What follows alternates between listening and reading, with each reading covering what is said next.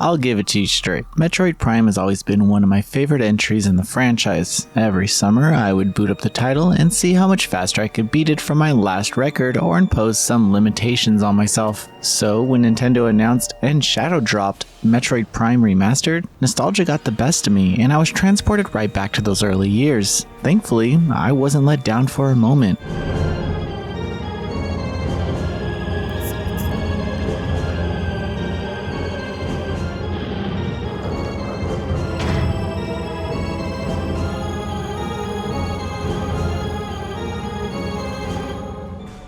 Metroid Prime Remastered follows Samus Aran investigating Tallon 4, a nearby planet with space pirate activity for reasons to be discovered.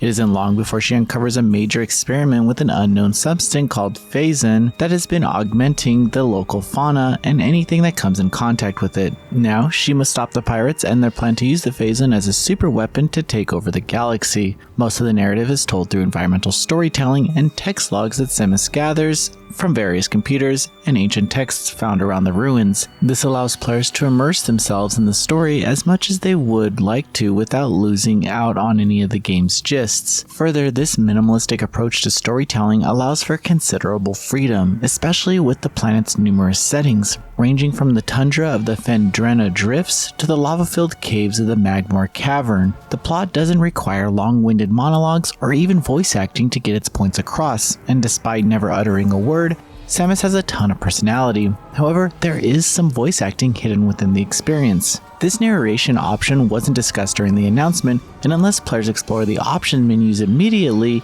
it's easy to miss. The toggle allows players to experience Prime from different regional releases. Narration across these builds is the primary difference, but it doesn't add much outside of the opening and final moments. Still, it is a fantastic option that enables a fresh experience for those possessing history with the title. Additionally, there are a few other toggles to mess around with. For instance, players can select which control scheme they prefer between the original GameCube, the Wii Metroid Trilogy, Dual Stick, or Motion Control Hybrid. This choice is a welcome customization feature, as veterans of the series will have more familiarity with the original control scheme than the newer offerings. Thankfully, because of these options, the GameCube adapter originally packaged with Super Smash Bros. Ultimate will let players fully recreate the initial experience outside of the GameCube's opening jingle. Of course, the remedy for this is to just play the YouTube video every time the game boots up, but that's just a minor nitpick. Another exciting addition is an extras menu, providing looks at content like concept art and character models. These items will unlock as the player accomplishes certain milestones, such as obtaining an item needed to progress, beating a boss, or a certain amount of items and logbook completion. This detail adds value to the players exploring the world and completing the game in a way that average achievements wouldn't do.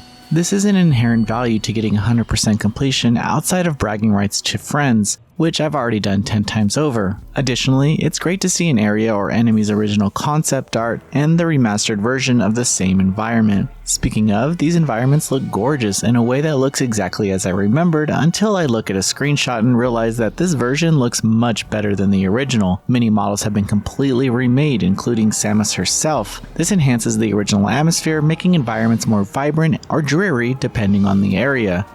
Metroid Prime Remastered is a shining example of what a remaster should strive for. Not only is the original game intact with enhanced visuals, but players can customize the controls based on previous versions. Add in an extras menu that gives more reason to complete the game outside of achievements, and this release is the best version of Metroid Prime. Not only for longtime fans, but those wanting to dip their toes in for the first time. Noisy Pixel is giving Metroid Prime Remastered a 10 out of 10. Thanks for watching. Please read the full review at noisypixel.net. Noisy Pixel is run by a group of gamers who work hard to deliver news, reviews, previews, and more. Please subscribe to keep up with all our future content.